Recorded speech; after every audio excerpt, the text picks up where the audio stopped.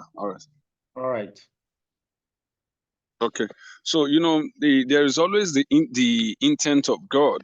And the original intent of God is always quite different from the way men sees it. God's perspective, the problem we're having is we try to see things from our own lens, human lens. And that's the reason why we always have a discrepancy problem everywhere now and then. He sent something to me yesterday, and it's more like when I was listening to the lyrics of the song, one Jesus, who is our Father. We now have different ideology, perceive ideas. Yeah, that's Perceived the knowledge. song by Das, Dear God. Yes, sir. Oh, that music So was something. it's more like my mom now. I should be able to understand my mom, and then my brothers and my sisters should also be able to understand my mom. You get it. But today we now have like thousands and millions of God's children perceiving God to be like this, and then another couple of millions of people viewing God to be like. So we now have the knowledge about Him is now really controversial. And this is the problem. Why? Because we try to view things from our own lens and not from the lens of God. So now, God's original intent for prophecy is for us to be responsible. Now let's go back to the Old Testament. Now Pharaoh had a dream. Nebuchadnezzar had a dream. And what was the dream about? Oh, there's going to be famine. And what is he trying to do? All hands must be on ground. You have to be responsible. The principle of saving, the principle of planting, reaping, harvesting, saving, not just consuming everything, saving for the rainy day. Understand? So this is what is going to happen in the future. Take responsibility. And you now see them being practical from the inception, the day they receive the prophecy, to the manifestation of the prophecy. And don't forget that a lot of this prophecy that God was giving, showing these men, a lot of them took like 4 or 5 years before they manifested. Yeah, true. In time of Pharaoh, In fact, yeah. like that instance of Pharaoh, when I wanted to talk about good and bad prophecy, general and specific, as it concerns a group, maybe government, local church, and individual. I said something about how that the bad prophecy may not necessarily be what God is doing, or let me say, it's not like it can just be God giving us a peep into the trend or the unfolding of things, okay, as a result of breach in principles. Whether breach in principles or the breach in natural order. Let's say, for example, now you could see that this climate change is as a result of men's activity. The activity of men that is distorting the natural frequency of things. You get? Now, so it could be that maybe the famine could also be something similar. Famine could just be, the whole cosmos, maybe a kind of a disorder or a kind of imbalance, as it were.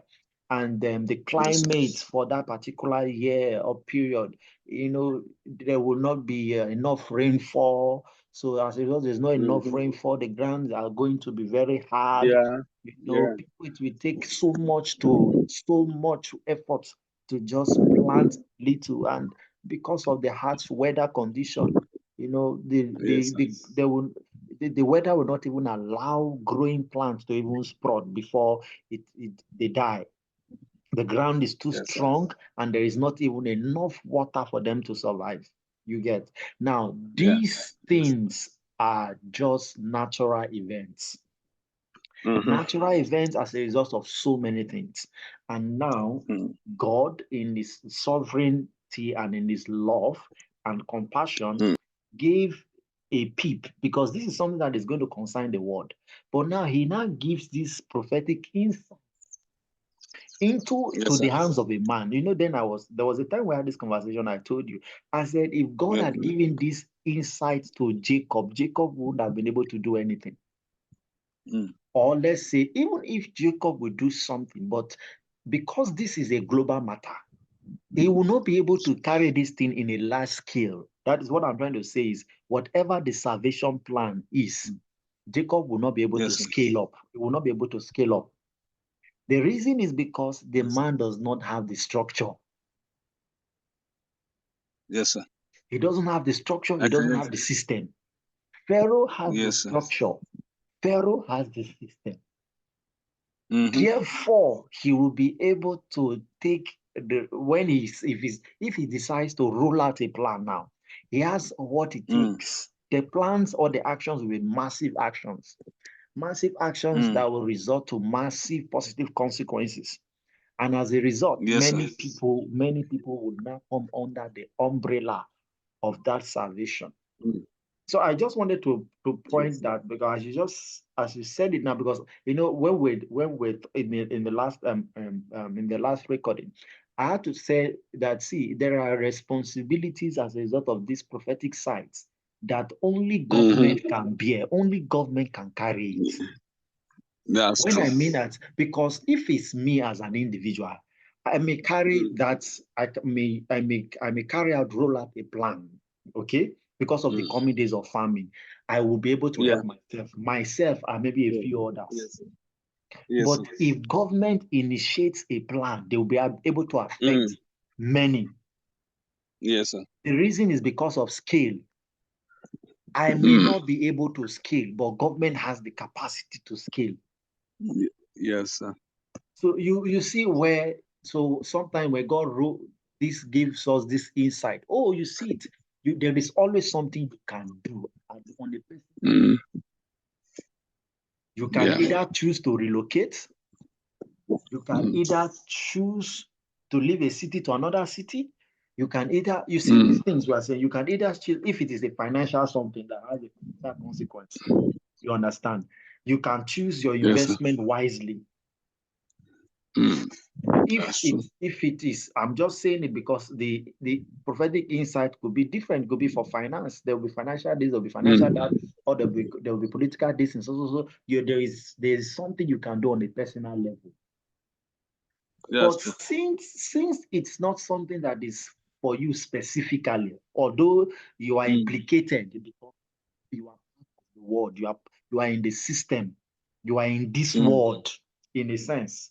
You are not in a sense, you are actually in this world. But you see, meaning your very existence has the tendency to implicate you. All right. But the only reason why your experience will be different will be dependent on what you do, the choices you make, the decisions that you will take. So, but it will happen. It will happen on a corporate level, but there's something you can do on an individual level. Individual level. Yes, sir. Individual level. Yeah. Continue, man of God. I'm with you. I just needed to put that in. Thank you. I hope very, you did very get to, I hope you did get to forget what I wanted to say. No, it's very good, and it will help me straighten out what I wanted to drop. Okay. So, like you have said, one thing, from the individual, what God actually, the plans of God is, He'll use an individual to take a whole territory. Yeah. And you can see a lot of the prophecy and the interpretation, the interpretation will come from God through an individual. And what is God trying to do? Taking the whole city. Because the Bible actually said the earth is the Lord, the fullness of the world, and they that dwell there. It belongs to Him. That's the reason why, we've seen grace. We've been defining grace as unmerited favor. But it's really more than that. The Lord helped me with this when I listened to Charles Cap one time. And he said, the Lord said to him that grace is not just the unmerited favors you have been defining it. He said, grace is God's willingness and readiness to use His power, His goodness and blessing on your behalf, even when you don't deserve it. You understand what I'm saying, Asa? Yes. So now, but you know that the Lord had been dealing with me for couples of some days now, and then I don't know why I'm coming in, but I'm going to just drop this and then go back to what I was saying. You know that there are much emphasis placed on the sovereignty and power, the ability of God, much more than His willingness and readiness to help and to bless. Now, if you ask people, everybody will tell you, well, I know God is able to heal. God can turn Nigeria into America. Yeah, he can. But ask them, is he willing? So there's much faith released and placed on his ability more than his willingness and readiness. And I think this is what the devil has really messed a lot of us up. So he doesn't really have problem with us trusting that, believing that God has the power to do it. But where he's really dealing with us is the we know God is willing and ready. That's on patrol. Even a nation that is committing sin against God, that are not even in line with the will of God. And when things like this, just as you have said, natural occurrence wants to happen, the Lord, in his own infinite mercy, will reveal this also, so that the nation at all level will take responsibility to see that that thing that is about to happen is averted. That is where his mercy is always at work, even on our behalf, regardless of the people that are living there. There was something that came up not quite long. I think last year they said that Brazil, they did a particular documentary, they acted a film, and they mocked Jesus, something like that. I don't know if you saw it on Facebook. Did you come across anything like that? Yeah, last year. Okay. Last year. And that should be from those June, July down. They said they did a mockery, a particular documentary video, and they acted it in a way that they were mocking Jesus, beating, and the devil was not beating Jesus and the rest. So I think the next day or 2 days from the day, and that was when Brazil got hit with a tornado. Terrible one, destroy houses. The very area they acted the film, things happen, terrible things happen. Houses, lives were lost. And then now, our brothers and people, our brothers, everybody jump on and say, you don't mock God and get free. Blah, blah, blah, blah. But then another person has said, okay, all right, if this is our stand now, what about the Christians, the people who are living right with God? This same thing, yeah, that God hit also. So now, the people that are living right, the children of God in that area, in that place, that got hit with the same thing that happened, the tornado, that lost their life also. They were not part of people that mocked Jesus. But yet, when the destruction came, they were killed. The destruction killed them. Now, you see how God was painted. And this thing was really driving very fast. It was driving fast everywhere. Everybody was just commenting, you don't mock God, don't mock God. But now people are saying that God is really taking vengeance, taking revenge on what they did. But few persons, let's say few, that when I say wait to, I come to understand it. The people that died in that place now, the tornado that happened, that killed a lot of people, innocent people died also, Christian died also. Now, do we not say that the judgment that God passed, the judgment was upon every soul in that area, or upon them that did wicked, upon the sinners? Is it upon everybody? Regardless of who sinned, yeah. You do now understand now. So this is how we paint him wrongly. You understand now? Yeah. And now people are wrong with it. So imagine if everybody are like mind, at the same level, maybe with the same knowledge. And now somebody just brought it up and then said that God is taking revenge now because they mocked Jesus. And now look at what he did. He killed them. And then I run with the same knowledge and go to church and preach it. And now what am I doing now? I'm infecting my people's mind with bad ideology about God. I'm telling them that this is who God is, and that's not what God is. And this is how we've spread this poison in the heart of almost everybody on this earth, trying to portray Jesus. So trying to portray God to be what we thought he is. And he's not even close to what we are describing. You understand? So at all level, God is always willing to reveal what is going to happen. And the sole reason is to avert the evil.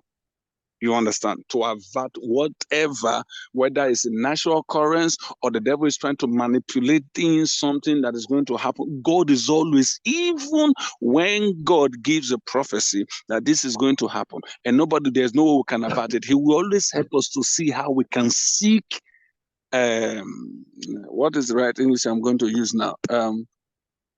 He is going to help us so that we don't get affected. You understand now? we don't get affected. So he will reveal to you, this is what I'm going to do, for the sole reason of you taking responsibility. But contrary to what we are seeing today, whenever a prophecy is released, you see people jumping up. They jump up, they claim it, and then you now ask them, now what next? Nothing next. They just sit in their house. And you see the same thing the government is doing. So you can see that from the individual level, the nonchalance they exhibit, instead of them taking action, responsibility, you see everybody just be like, God have said it, and God is going to do it. And like our popular saying, whatever that is mine, God will definitely make it mine. You understand now? And whatever that will be, will always be. You know, these evils, these are from the pit of it. They are not from God. And so you see this subtle lies. Yeah. You see this, you see the nonchalant exhibition that you see every individual will exhibit toward the word of God, as to when God reveal what is going to happen, for the sole reason of us taking responsibility. Come to think of it, at what point in the Bible that God made his mind known to things that are going to happen, whether natural occurrence, famine, or whatsoever, that the people now sat down and fold their hands? Was there any time like that? No. At every point, you see the people rushing in, trying to see what they can do to avert that which the Lord has warned them of. But our own here, nobody wants to do anything. And it has made us lazy. So people do come to church to get prophecy and not the word, forgetting that we have a more sure word of prophecy. Like what you were saying that day, while we're discussing, you said that although this will happen, that will happen, but we do know that our sufficiency is in him. So if I'm going to jump into first fruit and then jump out again, I will just say that God is first fruit, and all this title you see is God trying to deal with man attaching himself to his job, making his job his God. You see, that mindset of idolizing my job, what I do, placing much trust on it, and God is trying to break it. See, a lot of times God will just tell you, okay, what do you have in your account? 100,000. Give it away. Now, give it away.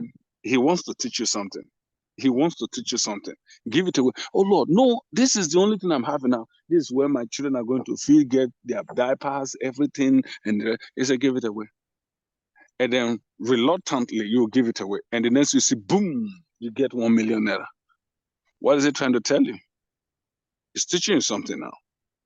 So you say your sufficiency is not in the things you have gathered, not the things you have, but in me. So don't you ever, at any point in your life, try to see how your job will replace me, where your hope and trust is now on it. So you see the revelation of the first fruit and this tithing of 18 that is now becoming, we always view it from the human perspective and not from the perspective of God. Now, but somebody will not be like, okay, if God is saying I should give out the 100,000 in my car, is it that God doesn't really encourage saving? I don't know if you can get this part now. This is how we view him.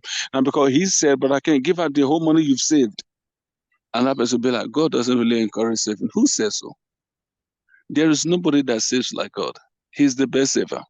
So, when we try to view things from our own lens, this is where we get into trouble with God. See, a lot of the irresponsible children we have raised at this time. And now, a lot of time we'll be like, okay, what are we going to do now? The message we are teaching sometime now is correction. See how we can correct things. And don't forget, the people that are progressing today, making it in life, are the people who took action. They decided to take action. Responsible. They became responsible for everything happening in their life. They are responsible. Now, I'm not saying that God is not involved, but they are responsible. Hard work pays. Responsibility pays also.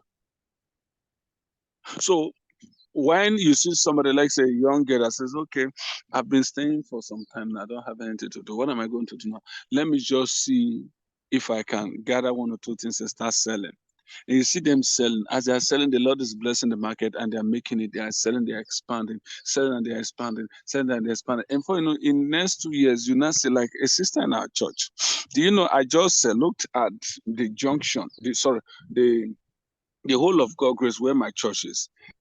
And then I said to one of our members, I said, since you are not working, why don't you think of frying this akara? Because I've not seen anybody doing it. He said, hey, my skin, I won't do that, Pastor. You know I'm fair. I'm Oyibo. Look at my hair. It's going to make me smell. And then they just, I think some of the youngest, they just, like, no, Pastor, that won't happen.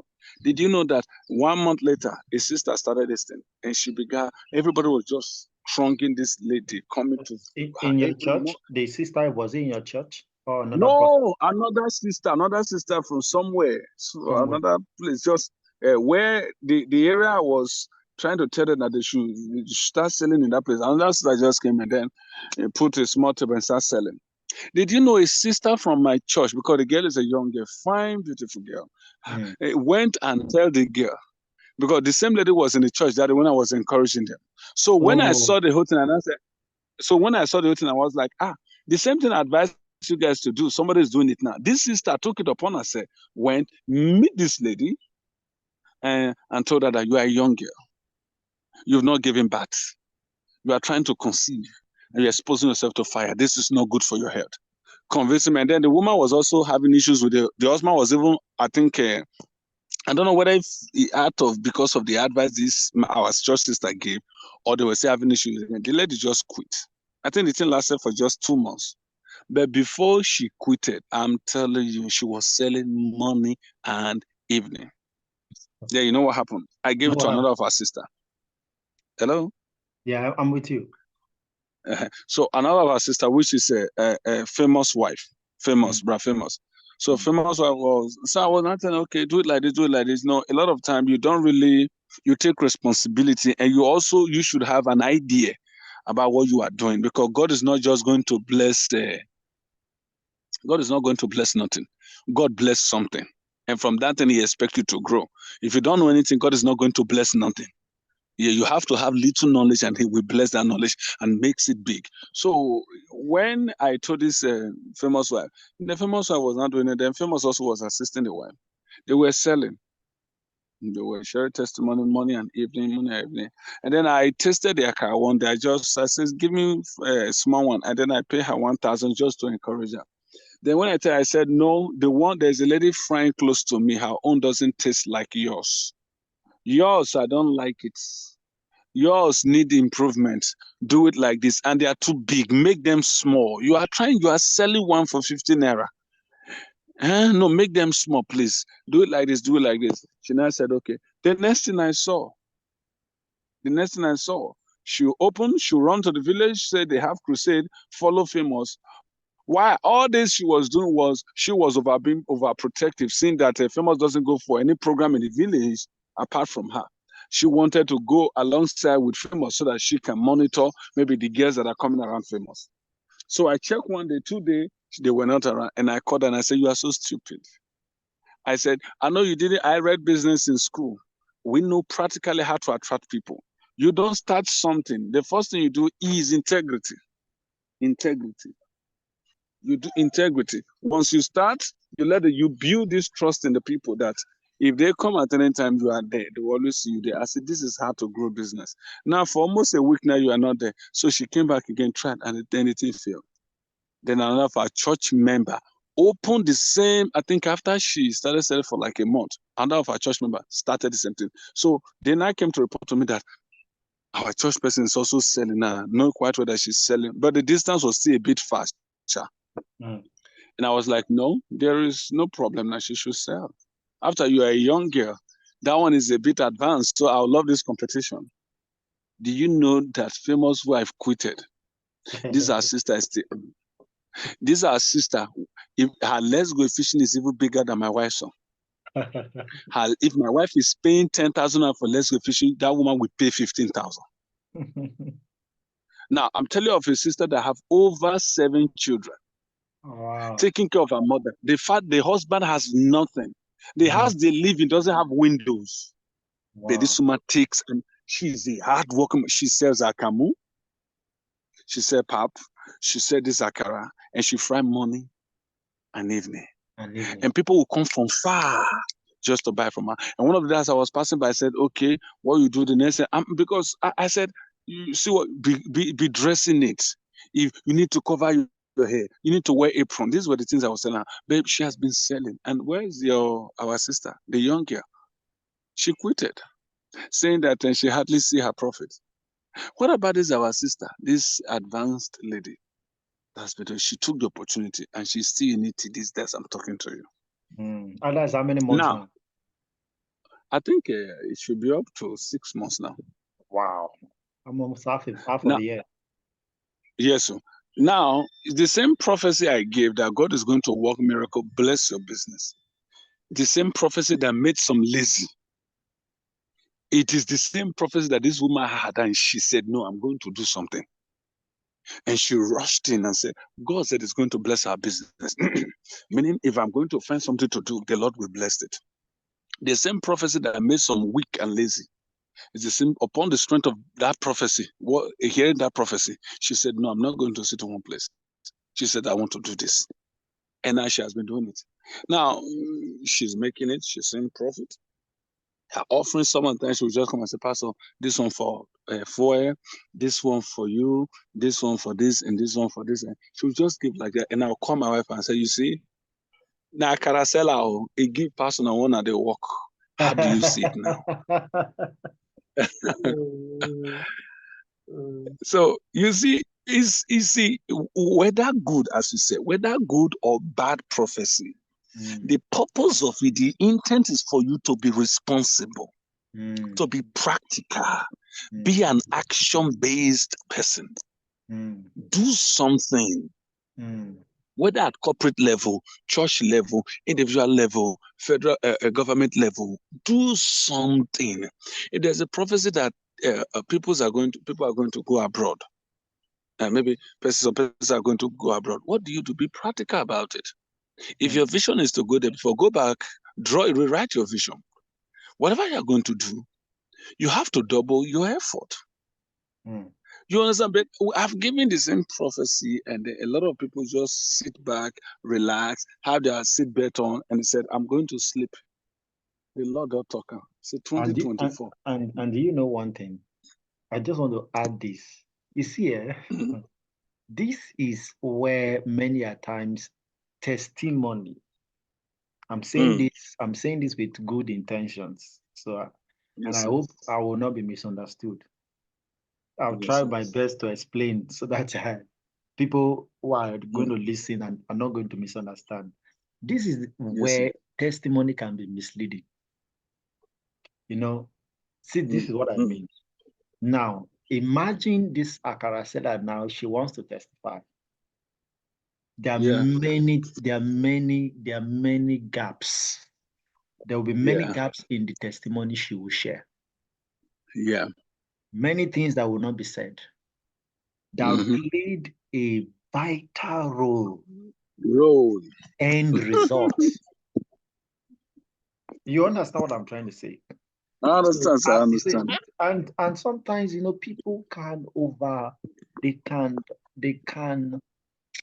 That's the reason why it's need people are properly taught. So that by the time you are listening to the testimony, one, you could get inspiration. Like, if this person can do this, I can do this. Two, you can get faith. If God can do it for this person, God can do it for me. You get? These are two dimensions. One, you are receiving wisdom. The other one, your faith is stirred up. Yes, sir. Your faith is stirred up. So I'm saying this to say this is sometimes when testimony are not properly narrated, and explained, and most especially sometimes when they are coming from men of God, you get. So there are things that are excesses that shouldn't come in. Just leave them. Things you should not really say. At least say what can impact faith, and see what can inspire. What can inspire? Yes. No need for excess. No need to exaggerate. Exaggeration is not yet. So because sometimes people cannot get into error.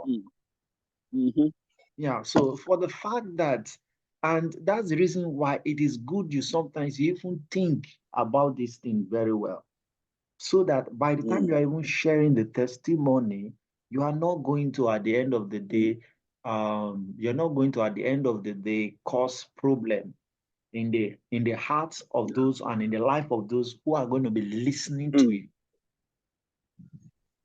Who are going to be listening to you. So that's the reason if you check the Bible, if you check and if you look at how testimonies are said, it's simple, straight to the point. You get no need for many stories. And also with all sincerity, at least so that people can identify with you. Identify in the sense that they can see their weakness or see themselves in you. Because sometimes we could give testimonies like, oh, there were no doubt process. Oh, there were no times where we question God. Oh, there were no, you get what I'm trying to say? Oh, no. Also, so the whole story is not what people are told. People don't get to hear the story. Sorry that I'm trying. Let me interject something. Sorry, sir. Do you know that, like what you just said now, I just shared the testimony now, but I didn't tell you the number of times she will come to me and say, Pastor, please, yesterday and for some time now, I've not been selling well.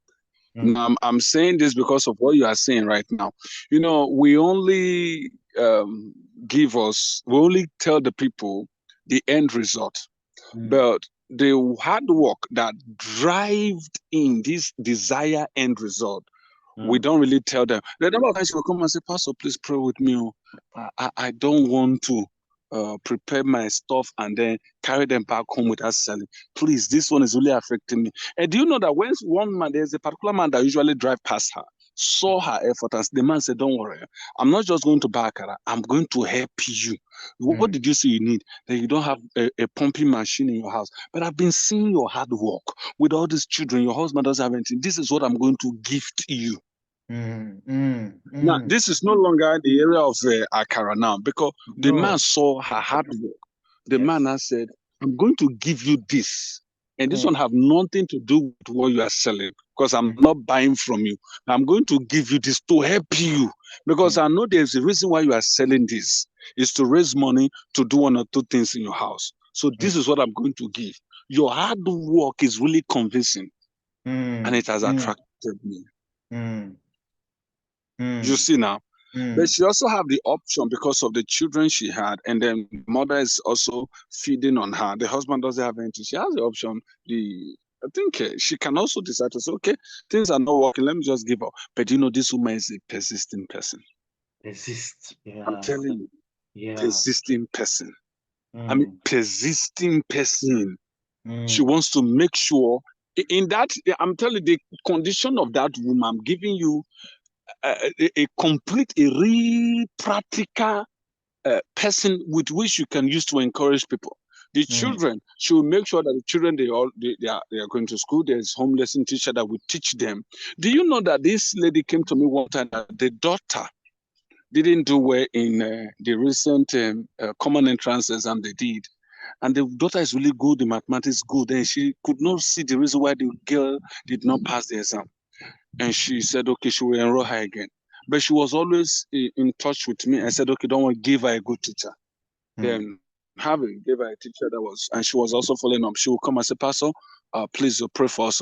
Before they went for the exam, the same girl that did the exam and then she failed. Before the day of the exam, the girl was sick. She now came to me and said, my daughter is now sick now. We don't know how she's going to make it with the exam. She's sick and the exam is tomorrow. I said, no problem. We'll pray. God is going to help her in Jesus' name. This girl had the best result in the whole of Otokutu primary school. All the students that they enrolled in Otokutu primary school last year, she had the best result. I'm telling you, sir. Now, I'm not talking about God playing the magic, working miracles through her brain. The girl was practical. The mother was practical in making sure that the girl stays in her class. She reads, she studies, hard work, responsibility. But I've seen some that will come to me and say, Pastor, I want to write exam, I want to write exam tomorrow. Pray for me. And I'm praying for someone that's just typing, sending WhatsApp message, not doing anything, not taking responsibility. I'm not even seeing you studying anything.